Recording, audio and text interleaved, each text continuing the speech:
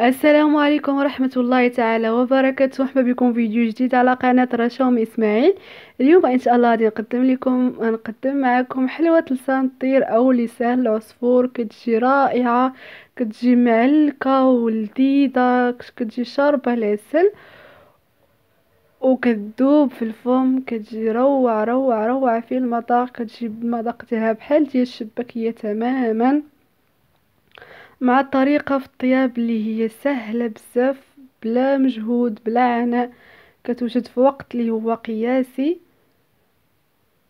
تبعوا الفيديو الاخير باش تشوفوا المقادير وطريقة التحضير. لا عجبكم فيديو ما تنساوش ديروا لي لايك وتابوناو في لاشين الا كنتوا اول مرة تشوفوا لا فيديو. وهنا بالنسبة للمقادير عندي معلقة ديال النافع، معلقة كبيرة مع مرش ديال حبة حلاوة اللي يكونوا مغربلين ونكونوا صهدناهم شي شويه من قبل، غير شي شويه، وكنغربلوهم. معلقه صغيره ديال القرفه، معلقه نصف معلقه صغيره ديال الملح. عندي 2 المعالق كبار ديال اللوز اللي يكون حتى هما مطحونين ومغربلين مزيان. ممكن انكم ما تضيفوش اللوز، او ممكن انكم تعوضوه ب2 المعالق ديال الجنجلان. هاد اللوز او الشنجلان هو ماشي مهم، ممكن انكم تستغنوا عليهم غير باش يزيد يعطينا لذة في هاد الحلوى هادي. عندي هنا معلقه كبيره ديال الخل و100 غرام ديال الزبده ذائبه ونصف كأس ديال ماء ديال الزهر. عندي هنا بالنسبه للدقيق عندي نصف كيلو ديال الدقيق الابيض. كنضيفوا النواشف كلها دفعه واحده. ضروري كنعاود ناكد النواشف كلهم يكونوا مغربلين مزيان مزيان باش ما يتقطعوش لكم في العجين. كنضيفوا السوائل، كنضيف الخل كيعطي الهشه لهاد الحلوه، كتجي هشيشه. كنضيف الزبده 100 غرام ديال الزبده، تقريبا كأس عادي ماشي كأس العنبه، غير كأس عادي. كنضيف نصف كأس ديال ماء الزهر. كنعاود نذكر معكم المقادير. بالنسبه للماء هنا عندي كأس عنبه ديال الماء. بالنسبه لهاد النصف كيلو ديال الدقيق فهاد كاس ديال العنبه فكفاني، جاني هو هذاك، ما عاودش زدت الماء نهائيا. وانتم على حسب يعني النوعيه ديال الدقيق اللي استعملته. فالقوام ديال العجين ما يكونش ثقيل بزاف، ما تكونش قاصحه وما تكونش مرخوفه، يعني القوام ديالها كيجي على هذا الشكل هذا. هنا من بعد ما خلطت العناصر كلها مع بعضها مزيان مباشره، هنايا كنديرها في بلاستيكه. هنا ما دلكتهاش ما حتى شي حاجه، فهنا درتها في بلاستيكه خيط كتدلك الراس هاي بلا ما نحتاجو اننا ندلكوها. او ممكن انكم تستعملوا العجانه ومباشره كتخدموا بها. فهاد النوعيه ديال الحلوى كتبغي الدليك في العجين. هنا الا كان عندكم الوقت كديروها غير في بلاستيكه راه كتدلك راسها. واللي بغات دير شويه د الرياضه كتعجن تدلكها مزيان ومباشره كتخدم بها، او كديروا العجان كما قلت لكم وكتخدموا بها. هنا كنديروا منها كويرات اللي هما صغيورين. نحاولوا اننا ما نكبروش الكويرات ديالنا، حيت غادي نخدموهم باقي، غادي نديروا منهم 3 ديال الطبقات.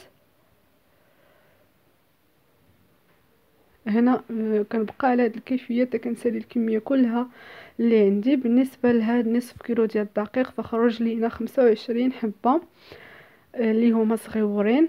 كنغطيهم ببلاستيكه وكنخليهم يرتاحوا باش يجيونا ساهلين في الخدمه ديالهم، تقريبا واحد 10 ديال الدقائق. هنا كنوجدوا واحد الخليط ما بين الدقيق مع المايزينا، وكنبداو نكورو جوج بجوج باش كيجيونا هكا ساهلين في الخدمه ديالهم، كيجيو ساهلين عوض ما نبقاو نديرو وحده بوحده.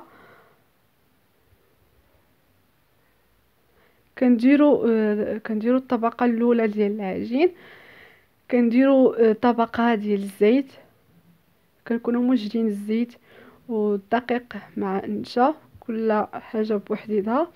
كنديروا طبقه الزيت، طبقه ديال النشا مع الدقيق، ونديروا طبقه ديال العجين، نديروا طبقه ديال الزيت وطبقه ديال الدقيق مع المايزينا. كنكثروا شويه في الدقيق مع المايزينا باش ما تلصقش معكم، والزيت ضروري تضيفوها حتى هي. كنبقى على هاد الكيفيه حتى كنسالي الكميه كلها اللي عندي. واللي بغات انها يعني ما تطيبش 3 ب3، واللي بغات طيب غير حبه بحبه، فما كتضيف ما كديرش الزيت، يعني ما غير كتبسطهم وكطيب مباشره كل وحده ويعني والخدمه وكيفاش كتبغي تخدم. هاد العمليه هذه كتجينا سهله بزاف في الخدمه ديالها، حتى في الطياب هذا كتجي ساهله. واللي بغات انها تبسط وحده بوحده وطيب وحده بوحده فيمكن ليها يعني كل وحده وشنو كتبغي. غير هاد العمليه هادي راه كتجي ساهله. كنكثروا شويه الدقيق باش ما يلتصقوش معكم. انا بعد ما ساليت الكميه كلها اللي عندي ما بين طبقه وطبقه كنديروا بلاستيكه كنغطيهم ضروري ببلاستيكه باش ما ينشفوش معكم، يبقاو محافظين على الرطوبه ديالهم. ومباشره هنا كنبدا نبسط فيهم ونطيب. كندير واحد الكميه ديال الدقيق مع المايزينا اللي مخلطه مع مايزينا، وكنبدا نبسط كنرققها. وفي هاد الاثناء كنكون دايره المقله كتسخن فوق البوطه، تكون المقله سخونه. كنسخنوها واحد 3 دقائق ولا 4 دقائق من قبل. وهنا كان من بعد كما كتشوفوا راك ما كيمشي كتكون رقيقه بزاف، كتكون على هذا الشكل هذا. الا رققتوها تاني كتر من القياس فهنا غادي تلقاو صعوبه باش تنعزل لكم كل طبقه على اختها. فما ترققوهاش بزاف كتر من القياس، غير شي شويه. هنا من بعد ما كندير المقله تسخن مزيان، غير كندير العجين مباشره كنقلب، يعني ما كنخليش حتى ينتفخ او يدير هنا او يدير لينا يعني شي يعني كيفاش غنقول، يعني ضروري انكم ما كديروها مباشره انكم تقلبوها. يعني هاد العمليه راه كتبغي الخفه اليد باش ما تنشفش معكم العجين. هنا من الاحسن انكم هاد الكرات هادو تبسطوا واحد 4 ولا 5 وتخليوهم عاد تبداو طيبوا باش ما يغلبوكمش في الطياب فكيبغي شويه الخفه في اليد. لا عطلتوهم بزاف في المقلات راه كيبسوا معكم، ما كيبقاوش رطبين. هنا كما قلت لكم كما كديروا العجين فوق المقلات مباشره كتقلبوها. هنا راه كما كتشم العجين كيشم العافيه، فكل طبقه كتنعزل على اختها. هنا كنحاولوا في الجوانب كما كتبدا تنتفخ شي شويه كنحاولوا نعزلوا كل طبقه على اختها.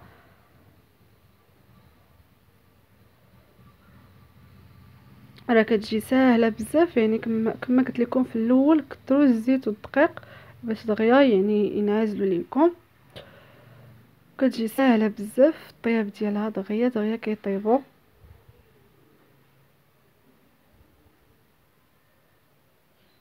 كنعاود ناكد ما تخليوهمش يطيبوا بزاف كتر من القياس. هنا راه ما كيطيبوش، هنا راه غير كيشموا العافيه كنحيدوهم. هذه الطبقه الاخرانيه عندي فيها غير جوج طبقات. هنا راه ما كيطيبوش، هنا راه غير كيشموا العافيه وكنحيدوهم. الا خليتوهم كيطيبوا راه غادي تقصح معكم العجين وما غاديش ينجح معكم. هنا خاصكم تحيدوهم وهما باقيين سخانين هم عفوا باقيين شويه عجينه وكتحيدوهم، يعني ما كتخلوهمش يطيبوا حيت غادي نعاودو نقليوهم. الا خليتوهم حتى طابوا كتر من القياس فهنا راه غادي تقصح معكم العجين وما غاديش تنجح معكم. هاد العمليه كتبغي الخفه بزاف باش ما يبقاوش مده طويله في المقلاة. هنا كما كيطيبوا كما كنحيدوهم من المقلاة مباشره كنديرهم في بلاستيكه وكنديرهم في منديل. ضروري هاد العمليه ومؤكده باش تنجح معكم. مباشره ملي كنحيدو من المقلاة كنديروها في هذا في بلاستيكه وفي منديل باش تحافظ على الرطوبه ديالها. كان من الاحسن نديرو شي سكين هكا في الجوانب حيت كتكون كيحرقوا في اليد كما كتشوفوا. كما كنساليو كنروليوها وكنديروها في بلاستيكه ونديروها في منديل باش تبقى لينا رطبه، ما تنشفش معكم. هنا من بعد ما ساليت الكميه كلها اللي عندي غادي نبدا نشكل فيها.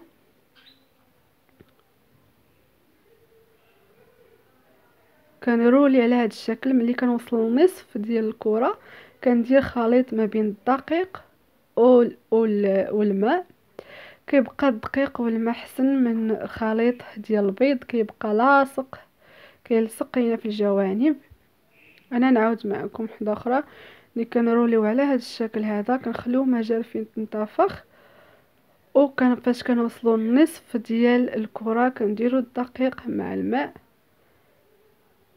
وكنبقاو حتى كنساليو الكميه كلها اللي عندنا. كما كتشوفوا راه سهله بزاف التحضير ديالها، كاع ما تحتاجوا شي حد اللي يعاونكم، يعني في ساعه كتوجد. هنا من بعد ما ساليت الكميه كلها اللي عندي غادي نبدا في التقطاع. غنقطع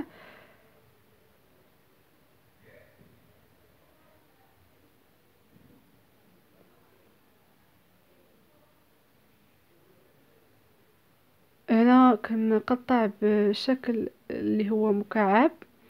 هنا بالنسبه للجوانب كنعزلوهم في شي بلاصه وكنخليوهم هما القليه الاخرانيه كنخليوهم هكا الوليدات يذوقوا، او اللي حنايا نذوقوا في الاول ما نخليوهمش يضيعوا. وكنبداو نشكلوهم على حسب اللي بغيتوهم كبارين ولا صغارين. انا هنا درتهم صغيورين ما كبرتهمش بزاف، وانتم لكم الاختيار كل وحده والذوق ديالها. هنا اللي ما عندهاش الوقت او مشغوله او هذا ممكن انكم يعني غير تشكلهم بحال هكا وكديروا وكتغطيوهم ببلاستيك باش ما ينشفوش وكتخليهم في الثلاجه حتى الغد ليه وكتقليوهم، يعني ما كاينش مشكل. بغيتو طيبوهم مباشره كما درت انا فمباشره طيبتهم. كنكون المقله اللي هي سخونه والزيت كتكون شويه كتيره، والزيت ضروري تكون سخونه مزيان في الاول باش ينتفخوا معكم. غير كنرميو الحبات ديال العجين كما كتشوفوا راهم كينتفخوا كيتنفخوا، غير كيتنفخوا وكنساليو التعمر ديال المقلاه. كنقصوا على عافيه متوسطه حتى كنخليوها حتى كتحمر. هنا ما كنخليوهاش مجهده باش ما يتحرقوا، نديرهم على عافيه متوسطه ونخليهم يتحمروا على خاطرهم. من بعد هنا ما كيتحمروا كنطفيوهم في العسل، كنخليوهم في العسل واحد 3-4 ديال الدقائق على ما نكونوا وجدنا، يعني على ما تكون وجدات القليه الثانيه. مباشره انا ملي كنحيدوهم من العسل كنديروهم في شي صفايه اللي يتصفى منها العسل وكندردروا عليهم الجنجلان وهما باقيين سخانين. وهذا هو الشكل النهائي ديال الحلوه ديالنا. كتجي رائعه، كتجي لذيذه بزاف، كتجي المذاق ديالها تماما بحال المذاق ديال الشباكيه، كتجي روعه في المذاق، كتجي شاربه العسل. انا نحل معكم وحيده باش تشوفوها كيفاش كتجي من الداخل ديالها، كتجي روعه. يعني نتمنى ان شاء الله تجربوها واكيد غادي تعجبكم. المبتدئات ما يخافوش من هاد الطريقه هذه، فاكيد غادي الا تبعتوا الخطوات والنصائح فاكيد غادي تنجح معكم وغادي تعجبكم بزاف. كما كتشوفوا راه كتجي معلكه وكتذوب في الفم، راه كتجي روعه في المذاق. الا جربتوها فاكون اكيدين غتولي معتمده عندكم. والى اللقاء، نتمنى ان شاء الله يعجبكم، والى اللقاء الى فيديو مقبل ان شاء الله. دمتم في رعاية الله وحفظه.